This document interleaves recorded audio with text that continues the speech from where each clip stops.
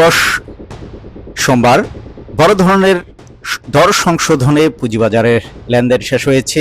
আজ 85 পয়েন্ট কমে জেএসএক্স সূচক দাঁড়িয়েছে 5554 পয়েন্টে। আজ জানাবো বেশ কিছু খবর, আশা করছি শেষ পর্যন্ত ভিডিওটি দেখবেন, মন্তব্য করে জানাবেন আপনাদের পছন্দের কোন খবরগুলো জানতে চান। 876 কোটি টাকার লেনদেন হয়েছে আজ, দর বেড়েছে 36টির, 319টি প্রতিষ্ঠানে কিন্তু দর কমেছে, 34টির প্রতিষ্ঠানের দর ছিল অপরিবর্তিত। বাজার বিশ্লেষকরা বলছেন কেউ কেউ আজ বাজারকে বড় ধরনের ধস বললেও কেউ কেউ বলছেন মুনাফা তুলে নেওয়ার ফলে এই বাজারে বড় দর পতন হয়েছে। তবে ডিএসসির একটি ঘোষণার পরিপ্রেক্ষিতে তার প্রভাবও বাজারে পড়েছে, একটি শ্রেণী বলেছেন সেই কথা, যেখানে বলা হয়েছে যে 62টি কোম্পানি ঝুঁকিতে রয়েছে পুঁজিবাজারে। এর মধ্যে 32টি কোম্পানির লেনদেন কিন্তু বন্ধ রয়েছে। sharebusiness24.com এর আগে এই বিষয়ে আলোচনা করা হয়েছিল এবং তারই একটি প্রভাব দেখা গেল আজ পুঁজিবাজারে।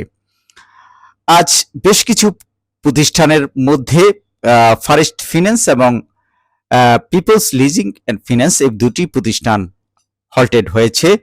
10 পয়সা বেড়ে ফরেস্ট ফিন্যান্সের দর দাঁড়িয়েছে 1 টাকা 30 পয়সা এবং 10 পয়সা বেড়ে 1 টাকা 30 পয়সায় দাঁড়িয়েছে পিপলস লিজিং। এরপরে আমরা দেখব যে আজ পজিটিভ মুভমেন্টের যে 10টি প্রতিষ্ঠান, সেই প্রতিষ্ঠানগুলোর মধ্যে প্রথমেই ছিল বাংলাদেশ ন্যাশনাল ইন্স্যুরেন্স কোম্পানি। এই প্রতিষ্ঠানটি দেখেন এক বছরে 181% মুনাফা দিয়েছে বিনিয়োগকারীদের। গত 6 মাসেও যেটা ছিল 132%-এর উপরে, অর্থাৎ এই লোকসানের বাজারে এই প্রতিষ্ঠানটি প্রায় দ্বিগুণের বেশি মুনাফা দিয়েছে। 105 টাকা 90 পয়সায় আজ সর্বশেষ লেনদেন হয়েছে। প্রতিষ্ঠানটির পি রেশিও 24.15। নতুন বিনিয়োগকারীদের জন্য এই ইনফরমেশনগুলো খুবই গুরুত্বপূর্ণ, কারণ যারা এখনো অনেক বিষয়েই ধারণা নেই এবং তাদের জন্য যে আরএসআই মান নিয়ে আমরা এরপরে আলোচনা করব, সেই খবরটি খুবই গুরুত্বপূর্ণ থাকবে। South Bangla agriculture and commerce bank ছিল দ্বিতীয় অবস্থানে। গত 6 মাসে এই প্রতিষ্ঠানটি 5%-এর উপরে মুনাফা দিয়েছে বিনিয়োগকারীদের। এই প্রতিষ্ঠানটির পি রেশিও 11.43। অন্যদিকে এরপরেই ছিল প্রগতি লাইফ ইন্স্যুরেন্স কোম্পানি।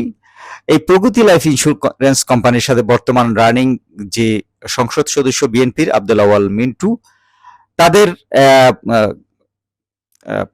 পরিবারের তার ছেলে তাবিত আওয়াল এবং আব্দুল আওয়াল মিন্টু উভয়ই কিন্তু এই প্রগতি লাইফ ইন্স্যুরেন্স কোম্পানির সাথে সংশ্লিষ্টতা রয়েছে এবং গত 6 মাসে প্রতিষ্ঠানটি 21.97% পজিটিভ রিটার্ন দিয়েছে। প্রতিষ্ঠানটির লাভ, লোকসান এবং অন্যান্য যে বিষয়, সেই তথ্যগুলো এখানে যদিও নেই, তবে আজ 186 টাকা 90 পয়সা দরে সর্বশেষ লেনদেন হয়েছে। 2024 সালে ডিভিডেন্ড দিয়েছিল 15%। অন্যদিকে এরপরেই ছিল জেএমআই সিরিঞ্জ অ্যান্ড মেডিকেল।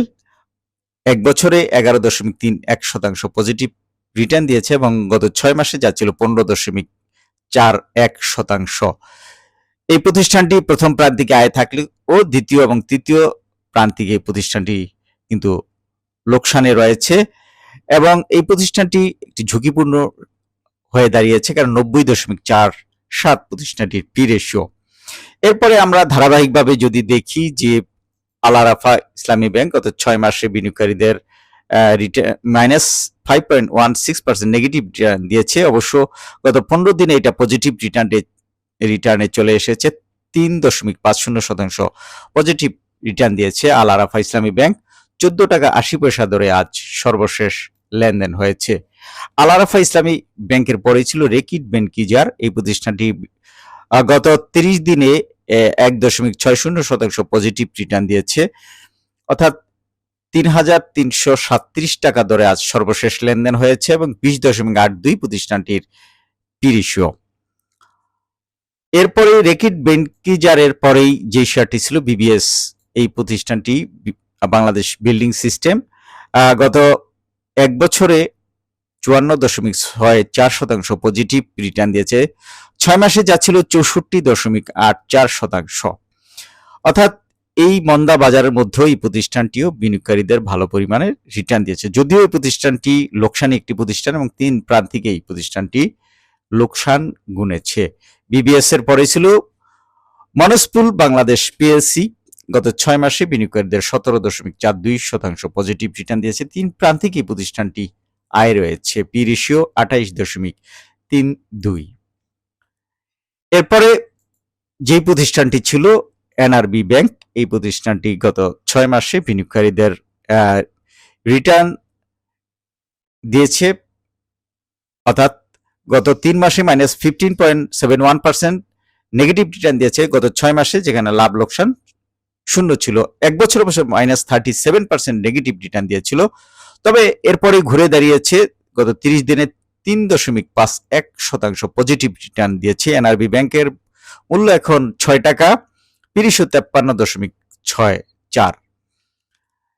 সর্বশেষ যেই কোম্পানিটি রয়েছে রূপালী লাইফ ইন্স্যুরেন্স, পজিটিভ মুভমেন্টের যে শেয়ার রয়েছে তার মধ্যে রয়েছে প্রতিষ্ঠানটি 5.52% প্রতিষ্ঠানটি গত 1 মাসে পজিটিভ রিটার্ন দিয়েছে। অর্থাৎ আমাদের এই আলোচনা থেকে আপনারা শুধু তথ্যগুলো জানবেন, এই আলোচনা থেকে কেউ বিনিয়োগ সিদ্ধান্ত নেবেন না, কারণ বিনিয়োগ সিদ্ধান্ত যার যার ব্যক্তিগত। আজ আমরা এক নজরে দেখে নেই প্রতিষ্ঠানগুলোর আরএসআই মান। আরএসআই মান আল আরাফা ইসলামী ব্যাংকের 64.56, 14 টাকা 80 পয়সা ধরে আজ সর্বশেষ লেনদেন হয়েছে। যেহেতু 70-এর নিচে রয়েছে আরএসআই মান, সেহেতু এই শেয়ারটি এখনো ঝুঁকিমুক্ত রয়েছে, অর্থাৎ এই সময়েও শেয়ারগুলো ধরে রাখেন স্মার্ট বিনিয়োগকারীরা। 70-এর উপরে গেলে সাধারণত ওভার ভ্যালুড, তখন স্মার্ট বিনিয়োগকারীরা শেয়ারগুলো বিক্রি করে থাকেন। নতুন বিনিয়োগকারীদের জন্য এই তথ্যগুলো খুবই গুরুত্বপূর্ণ। এরপর আছে প্রগতি লাইফ ইন্স্যুরেন্সের আরএসআই মান 50.16। এরপরে আমরা ধারাবাহিকভাবে জানাবো বাংলাদেশ ন্যাশনাল ইন্স্যুরেন্স আরএসআই মান 59.35।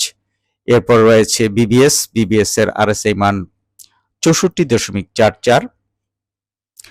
তারপরে মনসপুল বাংলাদেশ 56.48 আরএসআই মান।